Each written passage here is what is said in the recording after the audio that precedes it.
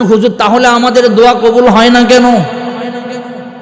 আমাদের ঈমান দোয়া কবুলের মতো ঈমান আমাদের পজিশন নাই। আমাদের ঈমানের ভিতরে ঘুষ, আমাদের ঈমানের ভিতরে সুদ, আমাদের ঈমানের ভিতরে চগলখুরি, আমাদের ঈমানের ভিতরে অহংকারী, আমাদের ঈমানের ভিতরে ক্রিমিনালি। কথা কন ঠিক কি না? আমাদের ঈমান এখনো দোয়া কবুলের ঈমান হতে পারে নাই, যার কারণে ঈমান শক্ত করতে হবে দোয়া কবুলের জন্য। দোয়া কবুলের সময় আরশের দরজা খুলে দেওয়া হয় শেষ রাত্রিতে। সুবহানাল্লাহ বলবেন না?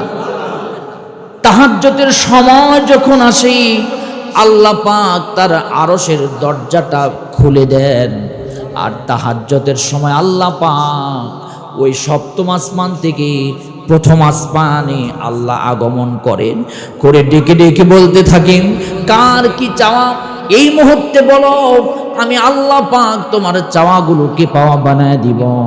ভাইয়েরা আমার, একান্ত আপনজনেরা আমার, কিন্তু সেই সময় যদি আমরা চাওয়ার মতো চাইতে পারি, যিনি আমাদের দোয়া কবুল করবেন তিনি কে?